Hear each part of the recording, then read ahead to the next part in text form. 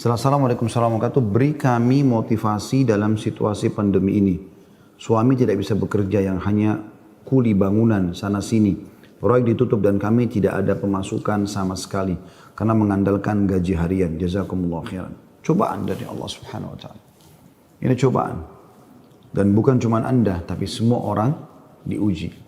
Lalu bagaimana cara kita melewati cobaan, teman-teman sekalian? Saya coba berikan beberapa kiat. Yang pertama, Anda yakin kulla yusibana illa ma kataballahu lana. Allah mengatakan dalam Al-Quran, ya, katakanlah kami tidak akan ditimpa kecuali dengan apa yang sudah Allah catatkan buat kami. Memang Allah takdirkan di detik ini, di waktu ini sedang ada cobaan seperti itu. Tetapi ini harus dikemas dengan ayat yang lain, yaitu inna ma'al usri yusra, ya. Fa inna ma'al usri yusra. Sungguhnya di setiap kesulitan akan ada kemudahan, di setiap kesulitan pasti ada kemudahan. Jadi saya yakin Anda masih banyak memiliki kemudahan. Seperti misalnya Anda masih bisa bernafas, masih bisa melihat, masih bisa mendengar gitu kan.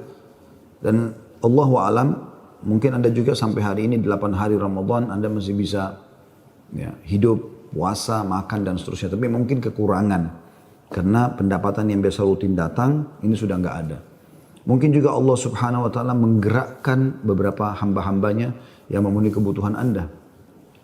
Teman-teman, coba bergantung kepada Allah Sang Pencipta. Dan jangan ragu tentang masalah itu. Bergantung kepada Allah Subhanahu wa taala. Saya ingin berbagi sebuah kisah. Menukil sebuah kisah seseorang yang sangat susah hidupnya. Dari orang-orang, kisah klasik dulu tentunya. Dia sangat susah sekali hidupnya. Dan saking susahnya sampai dia bilang, dia ceritakan dirinya, saya cuma hidup dari pendapatan harian saya. Dia bilang satu waktu saya keluar ingin mencari rezeki. Pada hari itu betul-betul tidak ada sumber rezeki. Kenapa yang saya dapat hari itu yang dipakai makan gitu. Dia bilang saya sudah keliling sana sini tidak ada makanan. Dan sampai saya tidak pulang ke rumah sampai di awal malam selepas Isya lebih. Istri sama anak saya sudah menunggu. Kemudian saya pun pulang ke rumah. Begitu pulang ke rumah, dibuka pintu, disambutlah oleh anak dan istri dengan harapan selain menemui saya juga mereka berharap bisa ada makanan dan minuman seperti biasa. Tapi karena istri saya melihat di tangan saya tidak ada sama sekali bekal apa-apa, maka saya pun duduk, kemudian diberikan air putih, lalu dia bertanya, apa hari ini nggak ada bekal makanan? Lalu saya menjawab, sama sekali saya nggak temukan pekerjaan. Saya tidak tahu harus mencari di mana lagi. Lalu kata istrinya, lalu apakah kita harus tidur dalam kondisi kelaparan?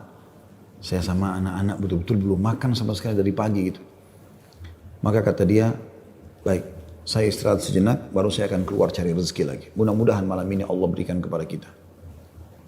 Kata istrinya, baiklah kalau gitu. Subhanallah, tanpa mengenal letih, laki-laki yang soleh ini dia keluar dari rumahnya. Dan waktu dia keluar, sudah masuk, kalau kita sekarang jam 12 malam. Zaman dulu, belum ada lampu kayak kita sekarang. Mungkin di jam 10 malam aja kalau kita sekarang itu sudah, zaman dulu orang sudah tidur semua. Gelap.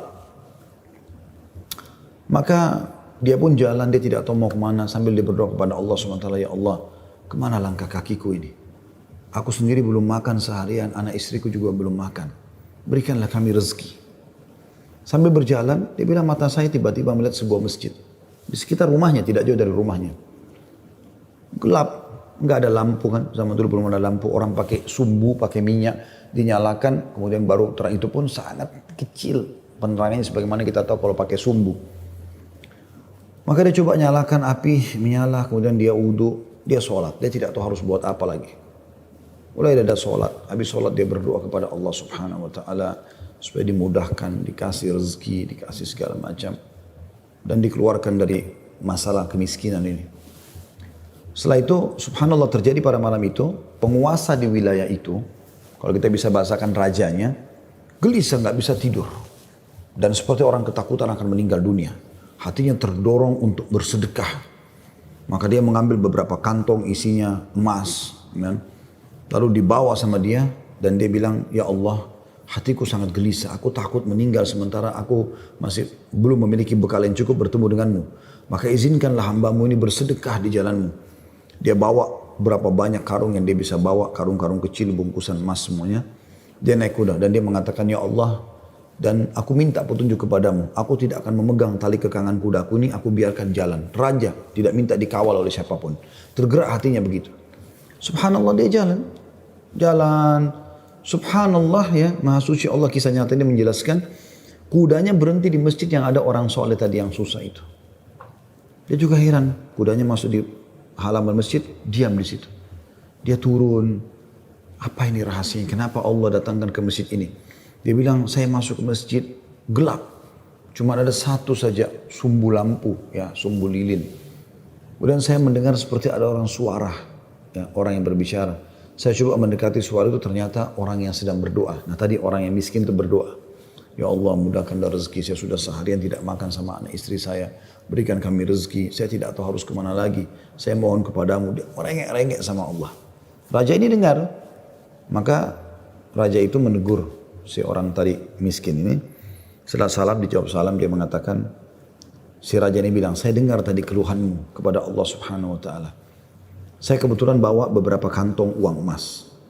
Saya akan berikan kepada kamu sebagai sedekah. Dan ketahuilah saya raja di wilayah ini. Saya tadi gelisah, ingin sekali keluar dan bersedekah, dan Allah tunjukkan saya ke masjid ini. Mungkin kaulah yang Allah maksudkan. Dia bilang, lalu saya akan berikan kepada kamu uang ini sebagai sedekah di jalan Allah Subhanahu wa ta'ala antara kita berdua, dan yang ketiganya Allah. Dan saya berharap apapun yang kau butuhkan, datanglah ke istanaku setiap saat. Saya yakin Allah yang menggerakkan saya bertemu dengan kamu.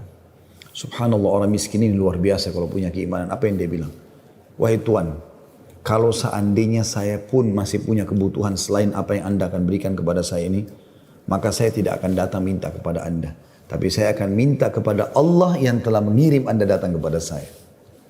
Closing kisah ini coba diambil pelajaran baik-baik. Ada kisah yang lain, ini dihadiri oleh Imam At-Tabari. Menukil kisah ini, pada saat itu Imam Tabari masih muda gitu. Ada seorang yang sangat tua di Mekah. Dia menaungi kurang lebih 8 orang wanita. Cuma dia sendiri laki-laki. Seingat saya dalam kisah itu disebut ada 4 anaknya perempuan. Ada istri dia bertelima. Ada mertua dia 6. Kemudian ada 2 saudari dia perempuan. 8. Ya. Sama dia 9 orang. Jadi 8 wanita. Semuanya miskin. Hidup hanya dari hasil orang ini. Dan orang ini sudah tua. Umurnya 60 tahun, hampir 70 tahun. Ringkas cerita teman-teman sekalian. At-Tabari menceritakan karena dia bilang saya hadir dari awal kisah ini, maka saya coba ceritakan. Dia bilang ada seseorang yang tua, miskin. Saya melihat lalu lalang di sekitar Masjidil Haram di Mekah ya, di musim haji. Dia coba mencari sesuap nasi gitu kan. Kata Imam Tabari. Kemudian dia tidak temukan. Lalu dia pulang ke rumahnya. Imam Tabari tertarik untuk mengikuti orang ini sampai akhirnya tiba di rumahnya. Dan dia lihat keadaannya orang ini susah, miskin sekali gitu. Yang jelas dia ditanya oleh istrinya, mirip dengan kisah tadi, apakah ada makanan buat kita hari ini? Kebetulan waktu itu awal Ramadan di Mekah. Mereka tadi sahur, tidak ada makanan, sekarang mau buka puasa juga nggak ada makanan. Maka dia bilang, saya sudah coba tadi keliling mencari makanan buat kita buka puasa, tapi nggak ada. Kemudian dia bilang, coba saya keluar lagi. Keluarlah orang tua ini, jalan jauh dari rumahnya. Apa kira-kira yang harus dia lakukan? Dia harus kerja kemana? Sambil bermunajat kepada Allah, ya Allah berikanlah rezeki. Sampai karena dia capek, dia duduk di sebuah pohon, di bawah sebuah pohon. Kemudian dia sengaja tangannya dia menyentuh tanah yang ada di situ. Kemudian dia menyentuh seperti satu barang keras gitu. Waktu dia lihat ternyata ada kotak di sebelah dia. Dia tidak perhatikan waktu pas mau duduk. Dan kotak ini biasa dipakai untuk ngisi emas gitu. Maka dibukalah sama dia kotak tersebut. Ternyata betul ada emas dalam. Banyak sekali. Kalau saya tidak salah waktu itu 1000 keping emas ya. Maka dia pun melihat membuka. Ini harta yang luar biasa. Di siang hari nggak ada orang di bawah pohon. Gitu kan. Dia lihat kiri kanan, tidak ada pemukiman masyarakat, di pinggiran sekali, gitu kan. Maka diambil sama dia, dibungkus dengan rapi pada saat itu dengan kainnya. Dan dia sempat berpikir, terlintas di benaknya, syaitan menggoda, gitu kan. Kau orang miskin, kalaupun kau tidak mau mengambil semua, ambillah minimal 1 batang emas atau 1 koin dinar emas, ya, yang kau bisa infakkan untuk buka puasa keluargamu. Tapi dia melawan sambil dia mengatakan, tidak bisa, ini bukan hak saya. Kalaupun ini luqata ini seperti harta yang harta yang ditemukan. Kan itu syaratnya harus teman-teman sekalian diiklankan selama setahun ya. Selama setahun Anda iklankan. Kalau sudah setahun baru bisa mungkin jadi hak milik Anda. Ya. Yang jelas teman-teman sekalian, dia pulang ke rumahnya, lalu kemudian dia rencana tidak mau sampaikan kepada istrinya. Terus istrinya rupanya karena membuka pintu melihat ada di tangannya sesuatu, maka istrinya bilang, apa kau sudah bawa bekal buat kami? Kata dia, nggak ada. Lalu kemudian dia mengatakan, tapi apa itu? Di bawah bungkusan kainmu. Dia bilang, ini bukan urusan kamu. Dia bilang, saya minta atas nama Allah, jelaskan apa itu. Karena istrinya membawa nama Allah, maka dia mengatakan, ceritanya begini tadi. Istrinya, perempuan, miskin, dengar emas gitu kan. Perempuan kaya saja dengar emas mungkin tertarik, apalagi yang miskin, yang susah gitu. Maka dia mengatakan, kalau gitu kita bisa gunakan, karena kita orang miskin dan itu harta yang kau temukan. Kata dia, tidak demi Allah. Kalaupun ini kita bisa gunakan setelah 1 tahun kita iklankan. Tidak boleh sembarangan. Maka istrinya bilang, kalau begitu, mirip dengan tadi godaan awal syaitan. Kalau begitu minimal ambil 1 koin dirhamnya, dinarnya. Kita pakai buka puasa. Halal buat kita sekarang, kita ini miskin sekali, nggak bisa apa-apa. 8 orang kau harus naungin sekarang. Dia bilang, tidak demi Allah. Kalau seandainya kau sentuh kotak ini ada yang kau ambil, demi Allah kau saya ceraikan. Istrinya kaget dengan kata-kata itu, akhirnya dia lihat keseriusan suami, dia tidak berani juga. Disimpanlah di rumahnya. Akhirnya tiba waktu buka puasa, mereka buka puasa apa adanya, air putih saja. Roti-roti kering ada di rumah, itulah yang dimakan sudah. Besok pagi, selepas sholat subuh di Masjid Haram, orang tua ini pas keluar, ternyata ada 1 orang dari Khurasan. Khurasan ini dari wilayah Irak sama Iran sana ya. Datang, naik di atas sebuah batu dekat Masjid Haram, lalu teriak-teriak. Ya. Dia mengatakan, wahai muslimin, wahai orang-orang yang sedang haji, wahai hamba-hamba Allah, saya kehilangan sebuah kotak emas, kotak isinya 1000 dirham emas, 1000 dinar emas. Siapa yang menemukan, tolong kembalikan kepada saya dan semoga Allah balas kebaikannya dengan pahala dan pengampunan dosa, peninggian derajat dan seterusnya. Rupanya si orang tua ini dengar, kotak ini dia yang temukan kemarin, tapi dia juga butuh. Maka dia mengatakan, wahai Khurasani, Khurasani kayak orang dari Khurasan, dia tahu ini dari Khurasan, mungkin dari face wajahnya gitu kan, mirip-mirip orang Khurasan. Wahai Khurasan, kalau ada orang yang temukan, berapa kau kasih dia? Kemudian kata orang tersebut gitu kan, Khurasan itu, berapa kira-kira dia minta? Kata orang tua ini, minimal kau kasih dia setengahnya. Kata orang Khurasan, tidak bisa. Kalau begitu, kasihlah berapa yang kau mau. Mungkin 1/10-nya. 10% maksudnya. Kata orang Khurasan, tidak bisa. Dia kembalikan karena Allah dan saya doakan supaya dapat pahala di sisi Allah. Dia miskin. Ini hari kedua Ramadan. Sahur dan buka puasa kemarin pas-pasan cuma dengan roti kering dengan air putih. Sudah tua, umurnya hampir 70 tahun. Mau kerja di mana? Di rumahnya sudah ada emas yang begitu banyak. Godaannya luar biasa. Ya. Ini teman-teman mohon maaf agak panjang saya sampaikan dan saya jawab pertanyaan ini karena saya melihat memang ini permasalahan yang dihadapin sekarang ya. Dan butuh jawaban secara keimanan. Apalagi tadi petanya tadi minta semacam motivasi apa yang bisa disampaikan. Jadi saya harus menyampaikan kisah ini. Mudah-mudahan teman-teman yang sedang menghadapi PHK, lagi susah kayak tadi ibu ini berkeluh kesah, suaminya hanya kuli bangunan, sekarang lagi berhenti dan segala macam. Insya Allah diberikan jalan keluar. Baik, kita kembali ke kisah tadi teman-teman sekalian. Maka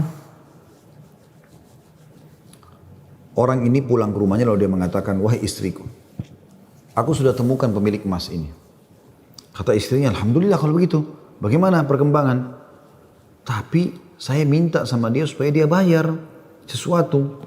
Terus negosiasi dia tanya mau berapa, saya bilang sekitar setengahnya, dia nolak, ya sepertiganya menolak, seperempatnya menolak, sampai saya terakhir tekankan sepersepuluhnya saja, dia juga nggak mau.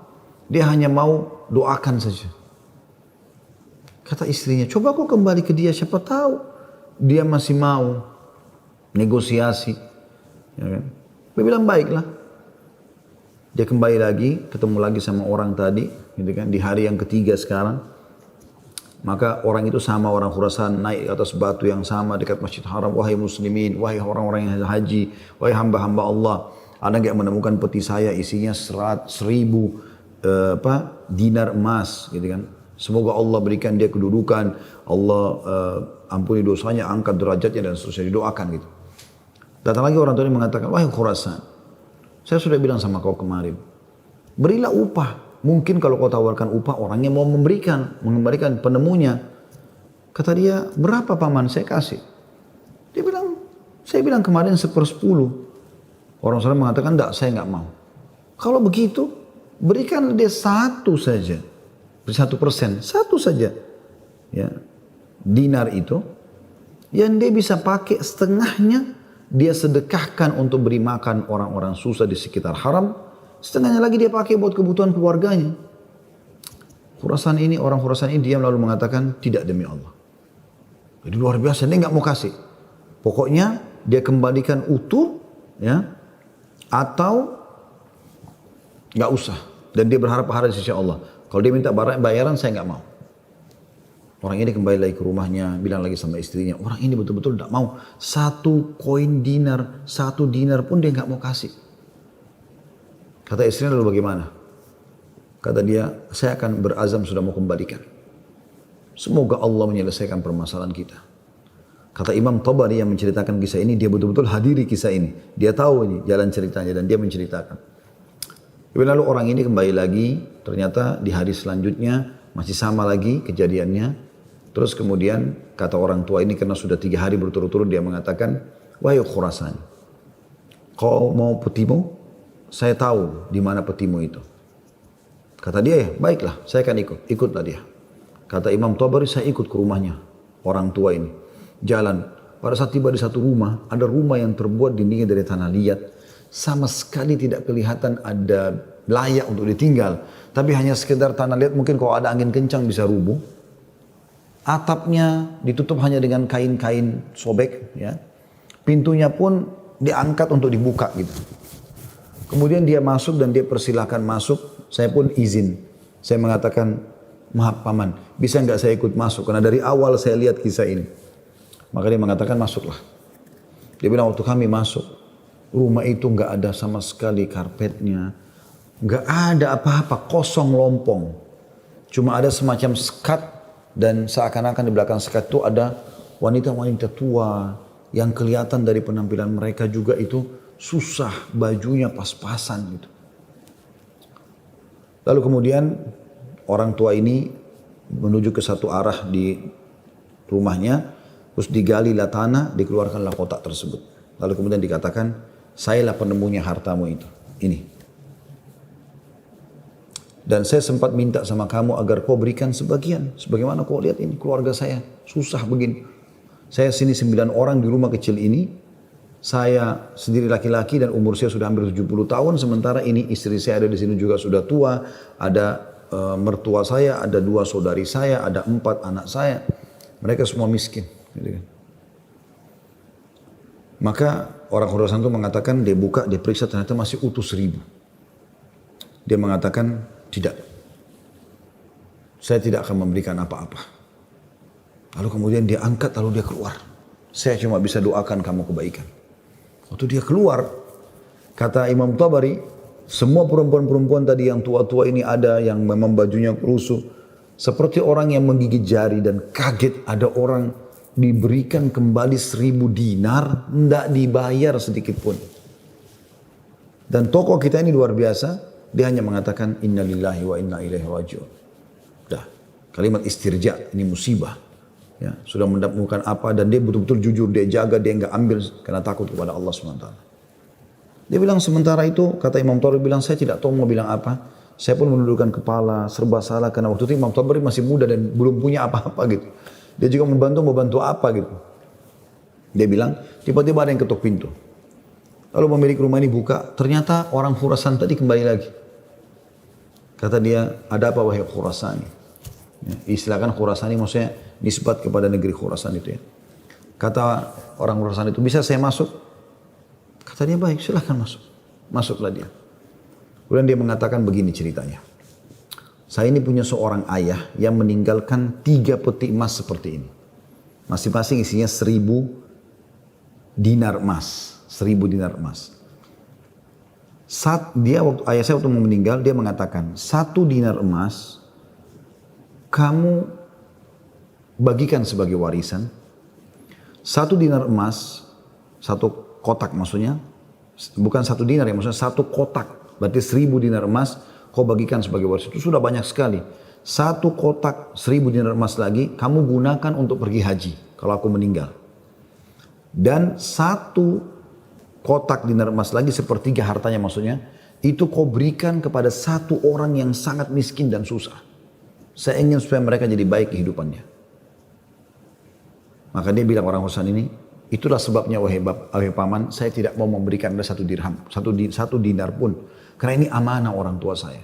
Tapi demi Allah, setelah saya keluar dari sini, saya tadinya memang mau menguji, mau melihat apakah Anda betul-betul susah atau tidak.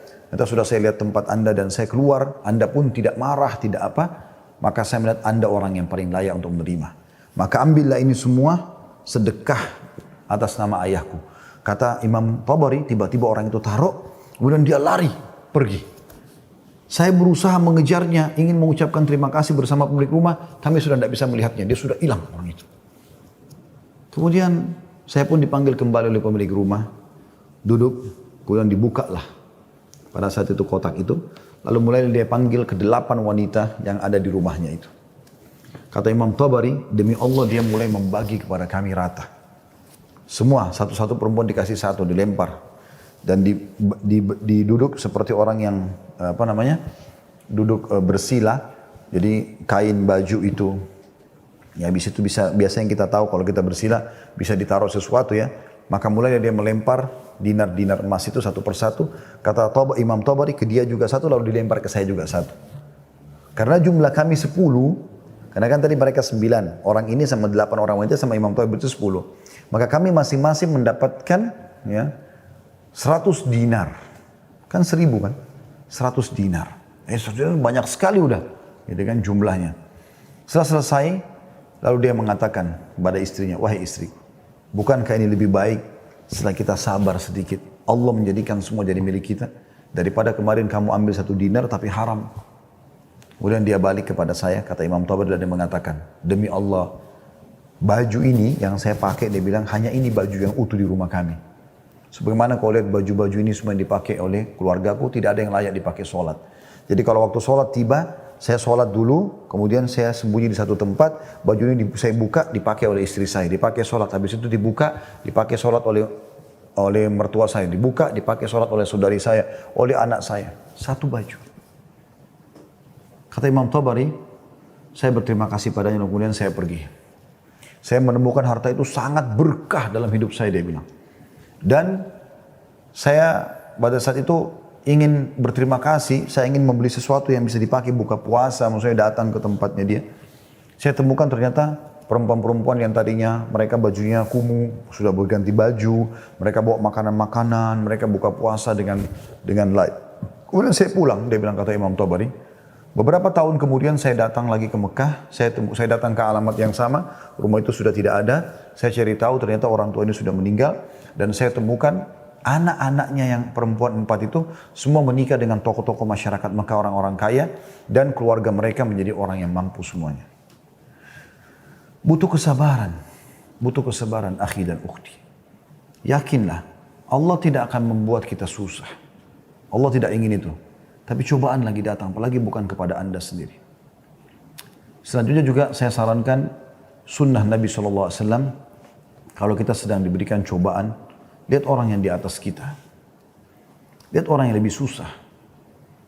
Kalau kita pincang, na'udzubillah, puntung kakinya 1, lihat orang yang puntung kakinya dua.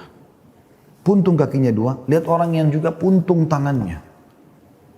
Puntung kaki dan tangannya, lihat orang yang buta. Selalu orang yang lebih susah. Sehingga kita selalu tahu nikmat Allah begitu besar kepada kita. Kadang-kadang teman-teman saya lihat ada orang berkeluh kesahnya luar biasa, padahal sebenarnya masalahnya kecil dalam hidupnya. Masalahnya masih bisa dia laluin, tapi dia besar-besarkan masalah itu.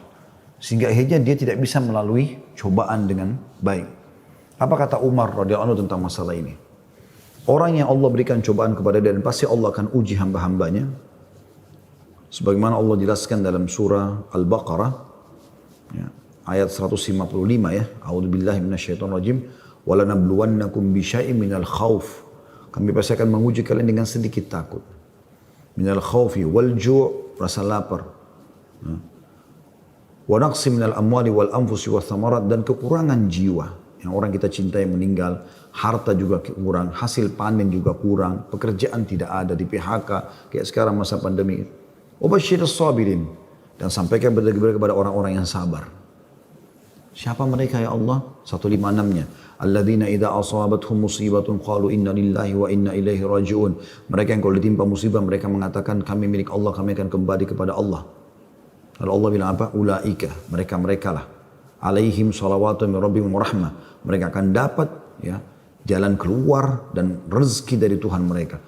Wa ulaika humul muflihun, dan mereka adalah orang-orang yang beruntung, gitu kan? Jadi sini teman-teman sekalian, Anda sabar dalam melaluinya dan lihat orang yang lebih berat. Insya Allah akan ada jalan keluar. Tidak mungkin tidak. Yang penting teman-teman, di saat kita lagi genting, terus bergerak. Terus berusaha, terus ikhtiar. Terus berdoa kepada Allah SWT. Saling dukung-menukung, jangan saling menyalahkan. Jangan Anda menyalahkan suami yang mungkin lagi stres juga pengen cari kerjaan. Jangan juga suami berhenti total dari usaha. Apa saja. Mungkin rezeki Anda ada pada tetangga Anda, mungkin ada rumah yang mewah, yang bagus di dekat rumah, tawarkan diri. Betul-betul masa pandemi ini saya kuli bangunan, saya nggak bisa kerja apa-apa, rumah saya di sebelah sini. Ada yang bisa saya kerjakan, bersihin kebun kah, ke taman kah, di sini. Apalah ya, cuci mobil, kan bisa apa saja. Coba, mungkin rezeki di situ. Siapa tahu Allah SWT gerakkan mereka orang-orang kaya tetangga Anda itu, justru mereka bisa menyiapkan buka puasa, sahur. Alhamdulillah, kehidupan bisa berjalan, gitu kan? Maka Allahu a'lam itu yang saya bisa kasih jawaban, karena saya juga merasa prihatin dengan keadaan ibu dan suami dan semua muslim yang sedang tertimpa seperti ini. Semoga Allah SWT memberikan kita semua jalan keluar yang terbaik. Ya.